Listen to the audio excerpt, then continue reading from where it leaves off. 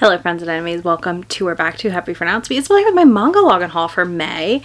So I talked about in my reset, I'm trying to read a manga a day basically for the rest of the year.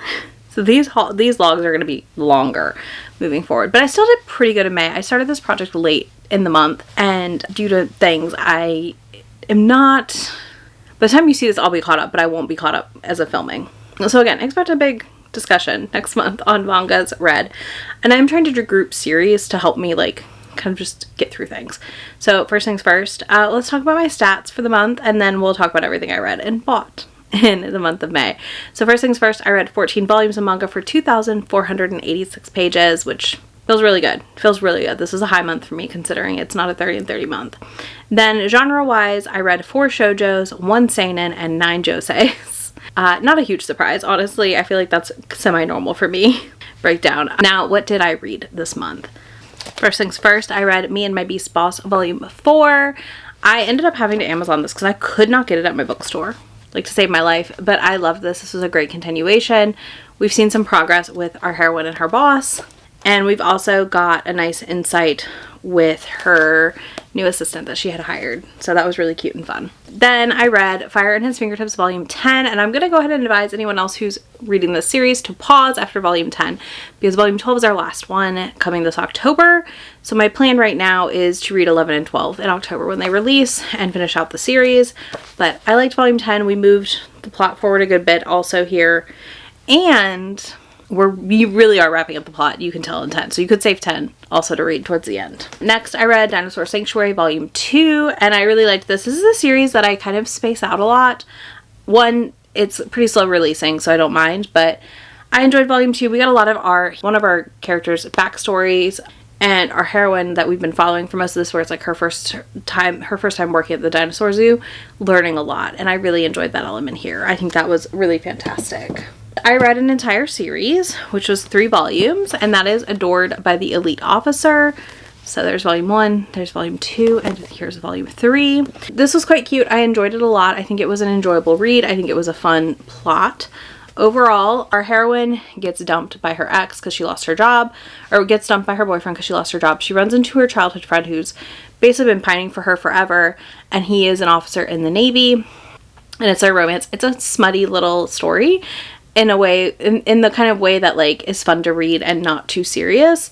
So I had a good time with these 3 volumes. I think I'm going to revisit it at some point. So for now it is staying on my shelves, but overall this was cute. I think this had a little bit more plot than I expected it to, but it also was nicely balanced again with the smutty bits. You definitely didn't feel like, and everything was moving the plot forward also, so it didn't feel like it was just there for the sake of being there. I really enjoyed it as well, and our heroine is kind of getting back at that ex in a way when he finds out she's with him, because he just cannot fathom that she found another man to marry her that quickly. But yeah, they're childhood friends in a cute way, not a way that feels annoying or is my least favorite kind of setup.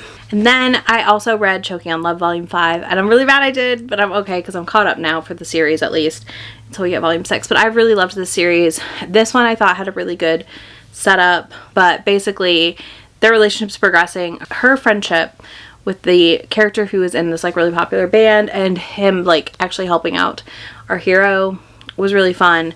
Overall, a good storyline happening here, and I'm really, really excited for Volume 6. Then I did get current also on Outbride, so I read Volume 8 and 9 of Outbride Beauty and the Beast. I'm not sure how I feel about this series currently.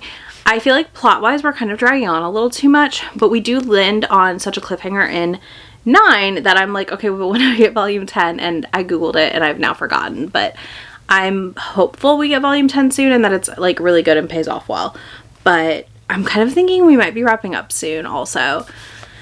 This one, our heroine is with the angel hero, Mashiro, and kind of some things happen with his dad that are weird. And then in this one, she goes and helps Noel, who has been injured in battle, and I feel like we're about to learn something plot-wise that is a little big, but we have to wait till 10, so there's that. Next, I finished another series, which is Cutie and the Beast. I read Volume 4 finally.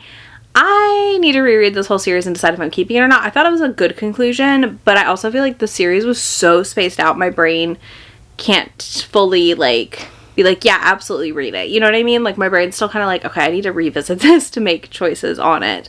So this is going to get put into the reread pile at some point, but that's after we get through all this TBR books I have.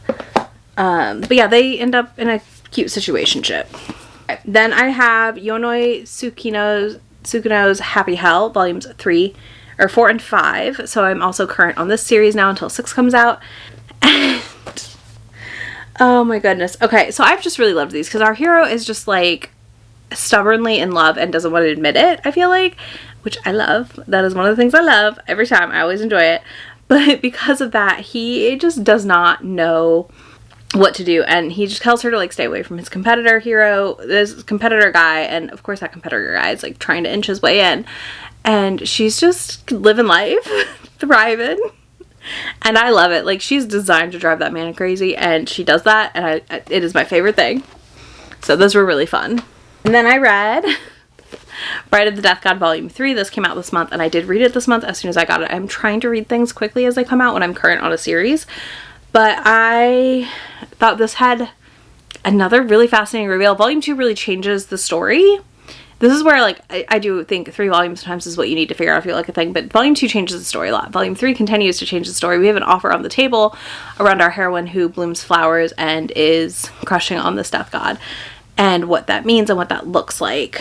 But basically people want her for reasons that I can't tell you about because you got to read the book. But the reasons are interesting and her powers are really fascinating. And then last but not least, the last thing I read in May was A Suitable Fetish, Volume 6. I continue to enjoy this. Our heroine thinks he's moving away, and that's kind of the setup for this volume. And it turns out it's not him, it's his sister and or departments or whatever. And it's them like just navigating that, like, hey, we do actually want to date each other. We don't just want to be this weird situationship we have going on. And that was fantastic, honestly. I really, really liked it, and I'm very excited to see where this goes in future volumes. So yeah, that's everything I read. Let's talk about what I bought. Again, this is a quick one. Colette Decides to Die Volume 7 came in. I'm determined by the end of summer to be caught up on Colette again. As discussed, Me and My Beast Boss was also purchased this month, and I really, it's so good. I also got Yonoi Tsukino's Happy Hell Volumes 4 and 5 this month. Read them this month, so that's also a big win. Again, I'm trying so hard. Outbride Volume 9 came in this month as well. Same thing. Choking on Love Volume 5 also arrived this month and got read. A win. A win all around. Bride of the Death God Volume 3, same thing. Came in this month and I read it. So I even went to the bookstore and only bought it. And like one other thing. I also got Takahashi from the Bike Shop Volume 4 in. I've been told this ends in a bit of a cliffhanger, so I'm setting this back to read sooner to the next release. And then last but not least, I also picked up Marriage of Convenience Volume 2 because I really loved Volume 1. And The Demon King is Way Too Overprotective Volume 3 because this is the finale and I would like to finish the series. These were picked up late in the month, so they've not been read yet. But still, not too bad that most of what I picked up I've read. We just got to read down all of the old stuff on my shelves. So yeah, that's where we're at for my manga log in May. Again, I'm expecting June to have a pretty sizable log. I'm shooting for a volume or more a day. So we'll see what happens for me there. But I will have links to all these. So yeah, let me know what you read and loved in May.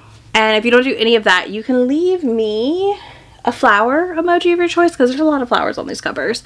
I will have links to all these manga for you down there. Links to my friend anywhere on the internet that I am. And I will talk to y'all in just a few days in my next video. Bye! Already packing, come with me. I'm not really asking. We'll get away to a place where we don't know. About to see the world in action, what we can be. Life with no distractions. We'll get away